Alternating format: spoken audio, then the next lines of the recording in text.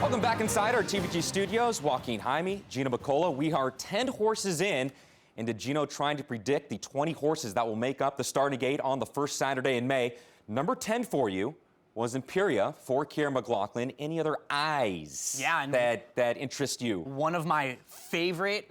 He probably is my number 1, 2, 3, like right up there. I have a future wager on him. I loved what he's done. Our producer, John Moosis, and I, we were on when this horse won the Gray up at Woodbine, and we both said, wow, you know, this horse has a little bit of talent. This horse can run a little bit. Looked at the pedigree, followed the horse, ran in the Breeders' Cup Juvenile Turf, was 9th, but was only beaten 3 lengths with a sneaky good trip. Was also in that Kentucky Jockey Club that we saw. Went over to Lecomte, got the graded stakes win. This is a multiple graded stakes winner, International Star. And International Star currently with 21 points. He's second on the points list. Well, International Star obviously got points here in the Grade 3 Lecomte at the Fairgrounds, but the race in which you're talking about, the Gray Stakes, that was a race that was also a 10-point race as well earlier on in the Kentucky Derby Prep Series. Yeah, this is a horse who's really, really interesting to me. He's green late, but distance is no issue for him whatsoever. I have a good future wager on him, too. So, International Star. International Star number 11. And a couple key things to remember. Texas Red and Calculator were supposed to be running in the Risen Star. It's going to make the race a lot easier with no Texas Red and with no Calculator. So International Star, I'm going to be keeping my fingers crossed this weekend. Same type of thing for him, though. All of these horses that have a lot of points, they don't need to win these races. A good effort where he finishes second or third, hits the board, picks up a couple more points, that's another step along the way. One thing you mentioned when doing this and starting this was that you're trying to predict what horses are going to win big races down the line. The horse at number 12, you're predicting that he's going to win a big race coming up. This horse has no points, and this horse has 1 race. And he might be the most talented. He's got the pedigree of anyone on here from the very same dam that dropped Royal Delta. I'm talking about Khozan. Khozan, the entries just came out for Gulfstream Park Sunday. Khozan is entered in an allowance optional claimer. This was his debut win. He's a sib to Royal Delta. We know Royal Delta's success. This was a debut from post 14. He's going to be in a 1-turn mile on Sunday, and the connections are going to try to take the same route that they took with Constitution in 2014.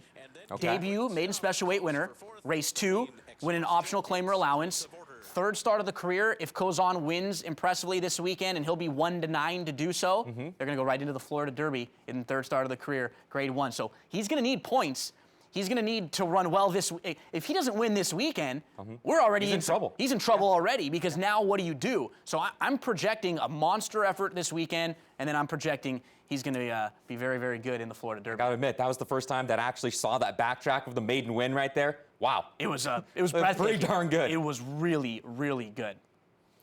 All right, number 13 on this list, and we go to a horse for trainer Jeff Bondy, who just won a graded stakes race in Northern California. Yeah, Metaboss is he's up on the points list now. Metaboss was impressive, winning the El Camino Real Derby just recently, and I believe the plan for him is to stay synthetic and go over to the Spiral. And that's interesting, because out of the Kentucky Derby Prep Series and the Kentucky Derby Championship Series, out of all those races, there's only 3 synthetic races that offer qualifying points towards the Kentucky Derby: the Gray Stakes, and the Spiral Stakes, and the El Camino Real Derby. So you have horses that have already proven that they like the turf and they like the synthetic. It seems like a logical move that would be his next step. Yeah, I like the way Metaboss won his last start too. So again, all he has to do is be top 2 or 3 in the Spiral, and he's in, because he already has 10 points on the list. And we're going to move from 13 to 14, and the next one for me will be the 3rd. Did you just pick Mr. Zayed horses? The 3rd for the Zayeds. The 3rd for the Zayeds. So the Zayeds are going to like to see this list. Mr. Z. Mr. Z is the horse to beat in the Southwest this weekend. Mr. Z, he's had some issues. You know, he's had some issues where he's drifted out a little bit. Then we found out that it was teeth. The teeth cracked in his last start. So he had an issue with his teeth. They figured things out. D. Wayne Lucas has said in the mornings he is straight as can be, working on his own, hugging the rail nicely. Corey Nakatani will be jumping aboard, taking the mount, so you have a rider change. Remember, Mr. Z was right behind Dortmund. That's Mr. right. Z was right there There was with like Ocho, three of them in that photo finish. with Firing Line Yeah. and with Dortmund. He is a multiple Grade 1 placed. Of every single horse on the list, he has the most seasoning by far. He's been in every big battle from the very beginning of his 2-year-old season through the Breeders' Cup, where he ran a really good 5th with a lot of trouble. I'm waiting because Mr. Z is going to show up and win a big, big race. It might be the Southwest, but one of these days it's going to be Mr. Z's day, and I think it's going to be very soon. Sunday, get ready for Mr. Z. Yeah, the Southwest was originally scheduled for a Monday on President's Day. He had a pretty good post-draw, at least on the first race in which they were supposed to be running it on Monday. Not the case for the redraw. Field of 11, and he got post of 11. Sometimes with the horse that has tactical speed, it might be okay, though, because he can kind of hopefully tuck in somewhere nicely. And, yeah, I've been a big fan of Mr. Z. The one thing, you know, he's had some issues running, but you can never discount the horse's heart. He tries as hard as any horse. All right, you're in trouble here for number 15 because I see Ocean Knight, Ocho, Prospect Park. Punctuate's a nice one for Bob Baffert as well.